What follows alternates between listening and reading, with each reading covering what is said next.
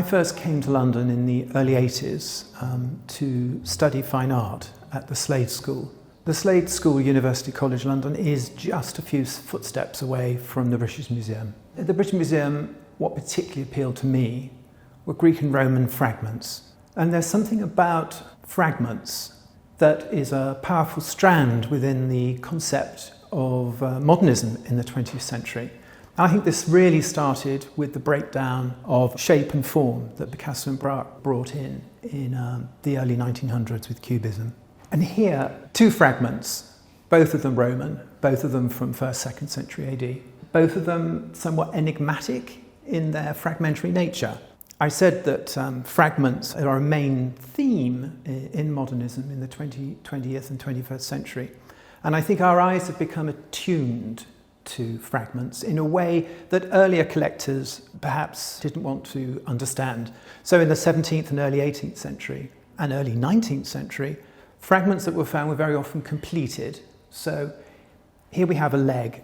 These are just the fragments. We have no inclination to make them up. For me, they're fascinating as they are. So there's something strange going on here. We have a small child, apparently, mouth wide open. Is it smiling or is it fearful, fretful, clutching the leg of a human being? Could it be that this is Eros, or an erote, which is a symbol of Aphrodite? Almost certainly yes. But this leg, look how powerful these muscles are down here, the calf. Surely that's not Aphrodite, the goddess of love's leg, or Venus's leg? No, I'm pretty sure this is the leg of Ares, or Mars, as the Romans called him. And what we have here is the sort of messenger from Aphrodite, the goddess of love and beauty, to Ares. And he seems to be holding him back. He seems to be, their hands on both sides, pulling back at the man who was probably his father.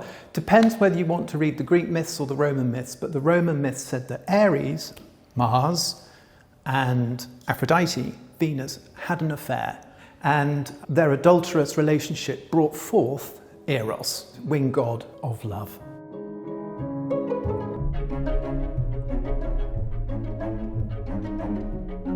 And this is the second fragment I wanted to talk about.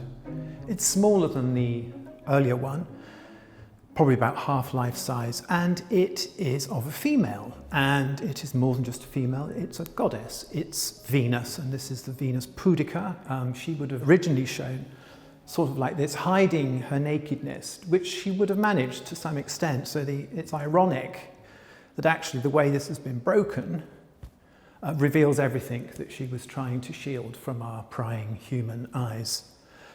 She's been forcibly broken, very much like Ares. There's been power put to this to be really smashed up, to be rendered null and void. But she hasn't been, because there's a great deal of beauty. The folds of her dress, the smoothness of her skin contrasting with this. It's a lovely aesthetic piece.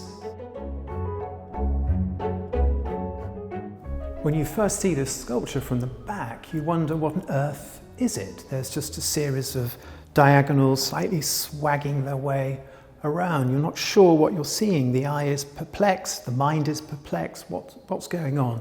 It's only as you walk around that these forms resolve themselves and you realize you're looking at a naked woman, a goddess.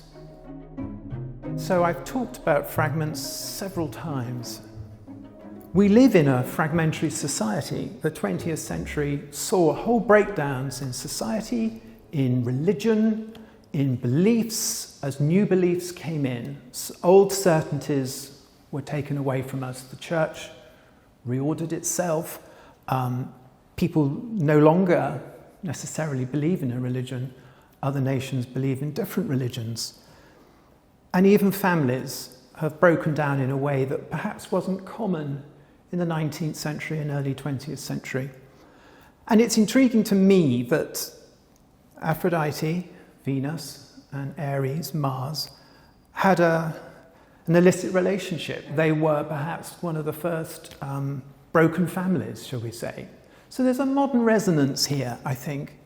They have a commentary on the fragmentary. And indeed, this film that you'll see is made up of a series of fragments put together. I think that says a lot about the society and the way that we live.